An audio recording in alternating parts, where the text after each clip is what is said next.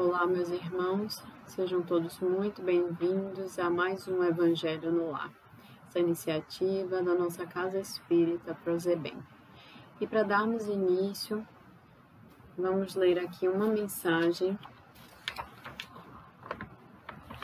do livro Pai Nosso pelo Espírito Meimei, que nos diz o seguinte: Senhor, ensina-nos a oferecer-te o coração puro e o pensamento elevado na oração.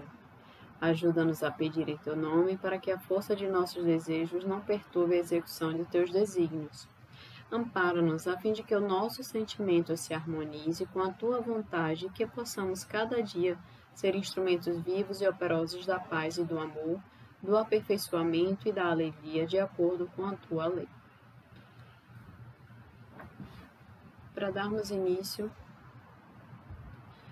vamos fazer a nossa prece inicial. Vamos fechar os nossos olhos, serenar os nossos pensamentos, elevá-los ao alto, pedir a instrução da espiritualidade amiga que nos acompanha, nos assiste, que possa nos intuir nos esclarecimentos das palavras do Evangelho, pelos ensinamentos trazidos pelo nosso Mestre Jesus. Te agradecemos, Senhor, por todas as bênçãos nos concedidas nesta vida, pelas alegrias, pelas dificuldades, pela saúde, pelas mazelas. Agradecer, Senhor, pelo alimento à nossa mesa. Te pedimos, Senhor, tende piedade e misericórdia daqueles nossos irmãos que padecem em leitos de hospitais, por aqueles irmãos que irão dormir, Senhor, sem o abrigo, sem um alimento. Fortalece em Ti, fortalece nesses irmãos, Senhor, a fé, a coragem, a confiança.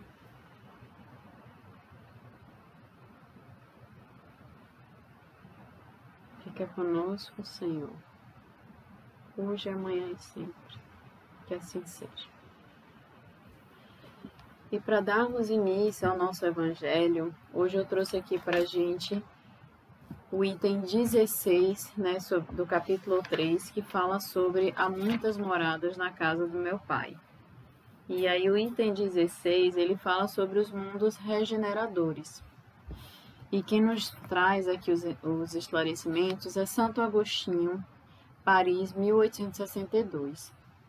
E Santo Agostinho ele começa nos dizendo o seguinte: entre essas estrelas que cintilam na abóbada da azulada, quantas delas são mundos, como o vosso, designados pelo Senhor para expiação e provas? Mas há também entre elas mundos mais infelizes e melhores, como há mundos transitórios, que podemos chamar de regeneradores. Nós já falamos aqui em outra oportunidade de Evangelho sobre esses mundos, que ele nos cita aqui, mais infelizes, Nós sabemos que tem os mundos primitivos, os mundos de expiações e de prova, e aí a gente vai falar hoje sobre os mundos regeneradores. E aí ele continua: cada turbilhão planetário, girando no espaço em torno de um centro comum, arrasta consigo mundos primitivos de provas de regeneração e de felicidade. Já ouvistes falar desses mundos em que a alma nascente ela é colocada, ainda ignorante do bem e do mal, para que possa marchar em direção a Deus, senhora de si mesma, na posse do seu livre-arbítrio. Os mundos primitivos. Já ouvistes falar das amplas faculdades de que a alma foi dotada para praticar o bem, mas aí existem as que sucumbem. Então Deus, que não quer aniquilá-las, permite-lhes ir a esses mundos em que de encarnações em encarnações eles podem fazer-se novamente dignas da glória que foram destinadas, os mundos de provas e expiações. E aí, os mundos que nós vamos comentar hoje, os mundos regeneradores, eles servem de transição entre os mundos de expiação e os mundos felizes. A alma que ela se arrepende, neles encontra a paz e o descanso, acabando por se purificar. Sem dúvida, mesmo nesses mundos, o homem ainda está sujeito às leis que regem a matéria. A humanidade experimenta as vossas sensações e os vossos desejos, mas está isenta das paixões desordenadas que vos escravizam. Neles não há mais o orgulho que emudece o coração, a inveja que o tortura e o ódio que os asfixia. A palavra amor está escrita em todas as frontes. Uma perfeita equidade regula as relações sociais. Todos manifestam a Deus e procuram elevar-se a Ele, seguindo as suas leis. Nós, sabemos que estamos passando por um momento de transição planetária. Existe, inclusive, um livro de Divaldo Franco que fala justamente sobre esse momento de transição. A gente ouve falar muito, que esse momento de transição seria através de catástrofes, de grandes desastres, mas, na verdade, o que a doutrina ela nos esclarece é que justamente essa transição ela já está acontecendo e ela vai acontecer de uma maneira moral. Não serão essas grandes transições no sentido material que irão ocorrer. O que irá acontecer é essa renovação dos espíritos que habitam o nosso planeta. Então, se hoje nós temos um mundo de provas e expiações, onde existe a permanência, em sua maioria, do mal, vamos dizer assim, onde os espíritos ainda estão mais próximos, mais apegados, onde a matéria, onde as vicissitudes, elas ainda prevalecem. Quando nós estivermos realmente já num planeta onde nós podemos dizer que são mundos regenerados, onde a prevalência do bem ela é mais constante, onde, como ele nos diz aqui, o amor ele vai prevalecer, onde as chagas da humanidade, o orgulho, a vaidade, deixarão de existir para prevalecer, por mais que ainda existam algumas imperfeições, no nosso espírito, na nossa alma, a prevalência será mais do bem. E aí ele continua, nesses mundos, ou seja, os mundos regeneradores, contudo, ainda não vai existir a perfeita felicidade, mas a aurora da felicidade. O homem ele ainda é carnal e por isso mesmo sujeito às vicissitudes de que só estão isentos os seres completamente desmaterializados. Então, a gente não sabe que mesmo espíritos mais puros, mais puros não, mas espíritos com um pouco mais de perfeição do que nós, eles ainda podem vir a sucumbir em algumas provações, diferentemente daqueles espíritos já angélicos, aqueles espíritos puros, aqueles espíritos crísticos, como Jesus, um exemplo.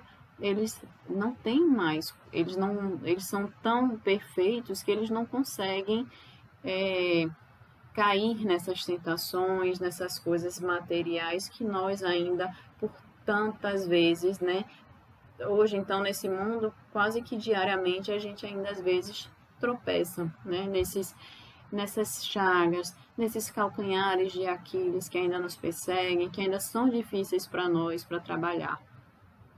E aí ele continua ainda. Ainda tem provas a sofrer, mas estas não se revestem das pungentes angústias da expiação.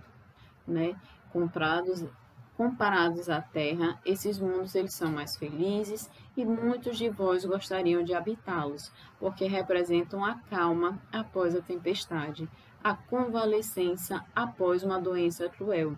Menos absorvido pelas coisas materiais, o homem entrevê melhor o futuro do que vós. Compreende que são outras as alegrias prometidas pelo Senhor aos que se tornam dignos, quando a morte ceifar novamente os seus corpos para lhes dar a verdadeira vida. É então que a alma liberta poderá pairar sobre os horizontes.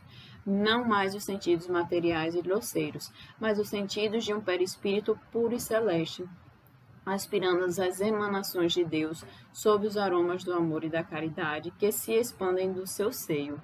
Então, nesses mundos, mais felizes, como ele nos diz aqui, comparados à Terra, o que vai ser o nosso foco? O que é que vai prevalecer, como objetivo para nós nesses mundos?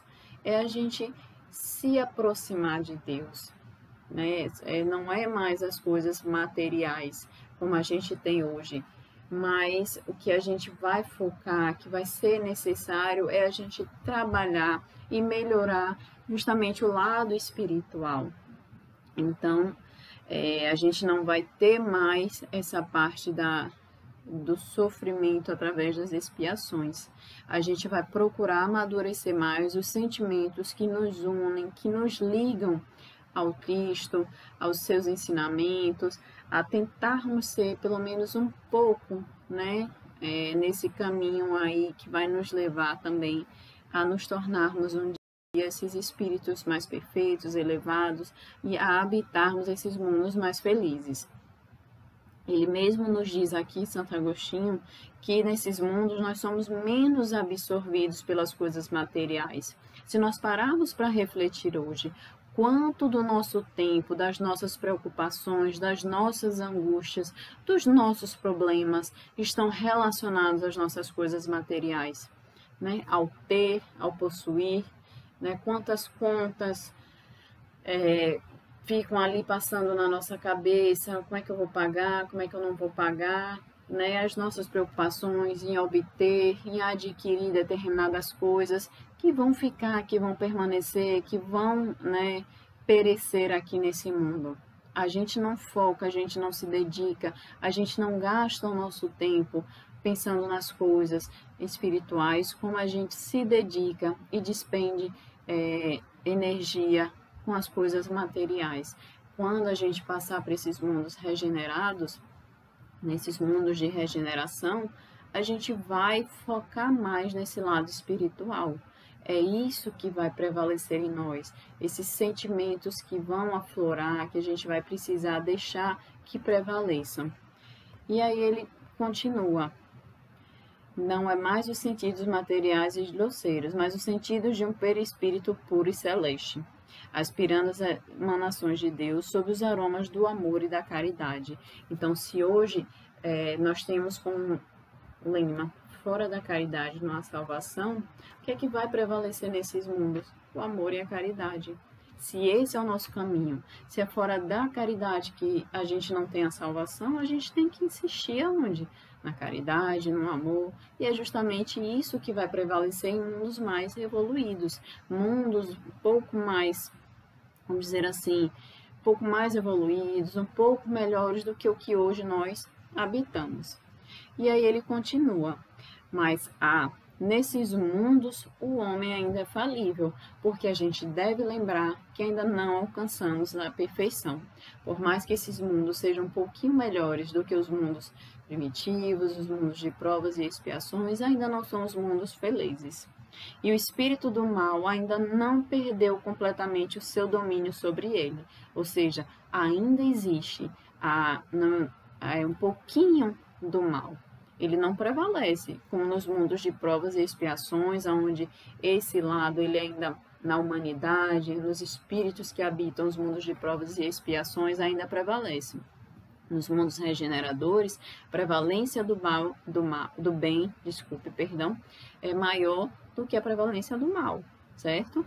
Mas ainda existe. E se existe, é porque existe chance de falir, de falência, certo? Então, não avançar é recuar. Se ele não estiver firme no caminho do bem, nos seus propósitos, no que é o certo, no caminho a seguir, o que é que pode acontecer? Aquele espírito ele pode cair novamente em mundos de expiação, onde o esperam novas e mais terríveis provas. Contemplai, pois, durante a noite, na hora do repouso e da prece, essa abóboda azulada, e entre as esferas que brilham sobre as vossas cabeças, procurai as que levam a Deus, e pedi que o mundo regenerador vos abra o seu seio, após a expiação na terra. Então, se a gente não persistir, se a gente não insistir em fortalecer, né, hoje o que nós temos ainda a nos melhorar, né, o que nós temos ainda a espiar, que a gente possa ver tudo isso como oportunidade de aprendizado, de crescimento moral, espiritual, porque tudo isso vai nos servir para nos tornarmos espíritos mais fortes, se lá na frente, nos regeneradores, a gente, por algum acaso, a gente sucumbir em algum momento. Se algum acontecimento fizer com que a gente fraqueje, que a gente perca um pouco essa nossa fé, essa nossa fortaleza, e que a gente não sucumba, certo?